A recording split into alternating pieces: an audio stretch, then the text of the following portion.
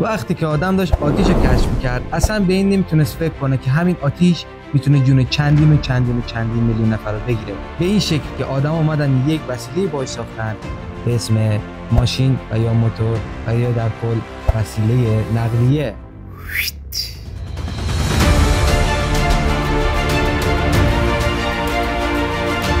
اوه اینم مستقیم خودکش کشید ماشین.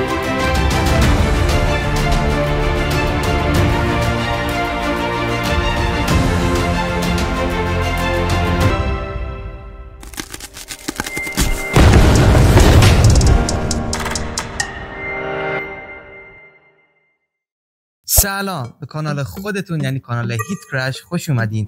من محسنم و توی این کانال بررسی انواع تصادف رو انجام میدم و بهتون میگم که چیکار کنین بیشتر زنده بمونین و اینکه اگه توی اون موقعیت بودین بعد چیکار میکردین و اصلا مقصر کیه. پس تا آخر این ویدیو همراه من بودین، قرار کلی کلیپ باحال ببینیم با هم و اینکه اولای کارمه به شدت نیاز به حمایتتون دارم، پس برای همین حتما کانال منو سابسکرایب کن، لطفاً لایک رو بزن و زنگوله رو فشار بده که از ویدیوهای من اولین نفر خبردار بشی. پس بدون معطلی بریم سر ویدیو. میبینیم که ماشین از روبرو داره میاد و اینکه یا ابوالفضل همه چوبا ریخت روی ماشین، چه جیغی هم کشید. ببینین توی این صحنه راننده‌ای که داره فیلم میگیره از این اتفاق مقصریت زیادی نداشت. اکثر تقصیر این ویدیو سر اون راننده کامیونه. یه چیز میخوام بگم برای راننده کامیونای عزیزی که این کلیپو میبینن، وقتی سرپایینی قرار میگیرین اینو حتما همتون میدونین، حالا برای کسی که نمیدونن میگم یا برای کسایی که یه وقتی یه کمی اهمال کارن، توی سرپایینی فقط با دند سنگین حرکت کنین. ترمزای شما اونقدر قوی نیست که بگیره، حالت کمپرس باد داره و بعد یه مدت این ترمز عملاً به درد نمیخوره یا با اون سنگینی بارتون به درد نمیخوره. برای همین اولا ترمزاتون رو چک کنین، دوما دنده رو روی سنگین بذارین، سوما بارتون رو محکم ببندین. این الان بار چرا ول شد؟ چوبا ریخت رو ماشین. یعنی اگه همونجوری کج میافتاد شاید به ماشین آسیب نمیخورد، اما اینجوری که با چوبا رفتن تو ماشین خیلی ترسناک شد. بریم سر ویدیوی بعدی. قبل از اینکه این ویدیو ببینیم، این یکی از گرونترین تصادف‌های ایرانه. ببینیم چرا. میبینیم که اول رولز رویس توی تهران داره حرکت میکنه و میره یه گوشه، بعد تو میزنه پشت دمپای دستشویی، نمیدونم میگم چیزایی به ماشین میگن پراید وانت. یعنی ببینین این تصادف چقدر میتونه هزینه برداشته شه. بازم توی ایران خیلی زیاده. مقصر این ویدیو اینه که اون بنده خدا پرایده نباید اونجا میذاش. یعنی حقیقتا شانس نگاه کن، یه ماشین بخری رولز رویس بهت بزنه. اگه شانس من باشه که همین میشه. اولا که میبینیم ماشین پرایده نباید اونجا پارک میکرد، نمیدونم فکر کنم از قبل هم تصادف شده بوده. بعد این رولز رویس میبینیم خیلی مارپیچ داره حرکت میکنه، یه سبقت میگیره از سمت راست ماشین دنا و در آیندهش میبینیم که ماشین نتونست کنترل کنه و زد.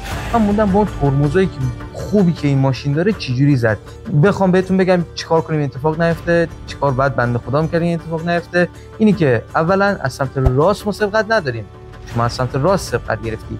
دوما لاین تو خیلی سریع عوض می‌کنی.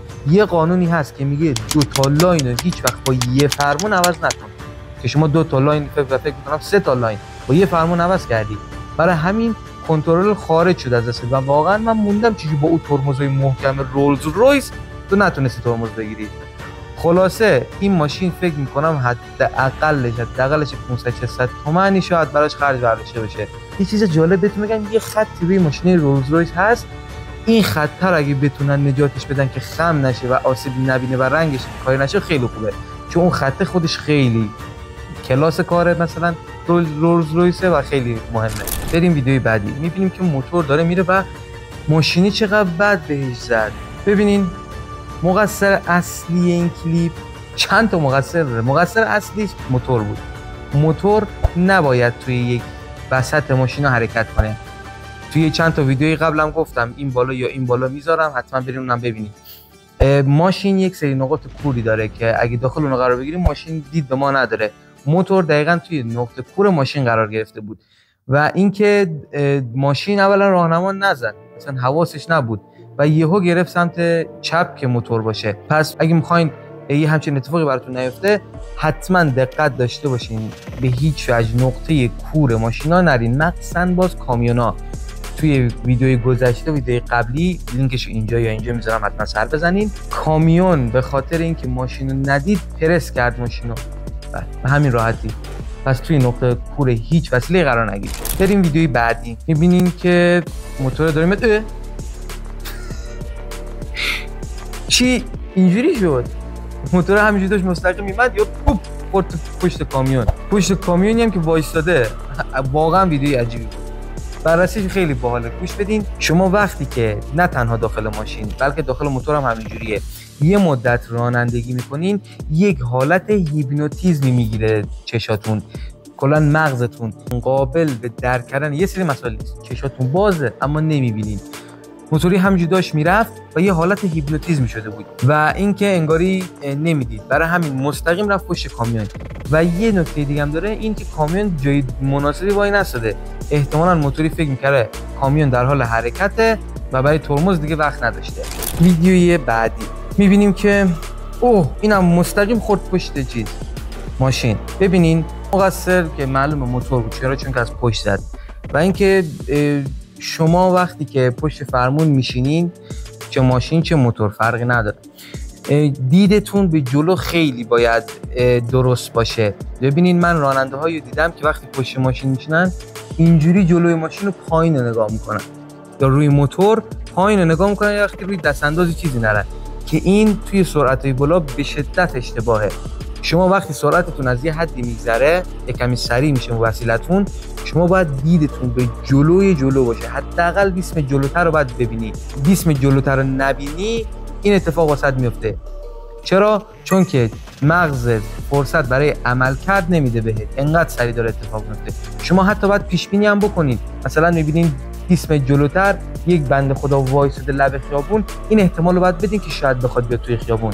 پس از همین الان باید ترمز بگیری، آروم بشی. برای همین توی رانندگی حتما جلو 20 متر جلوتر نگاه کن، نه جلوی پات. میرسیم به ویدیوی بعدی. میبینیم که موتورها دارن حرکت میکنن و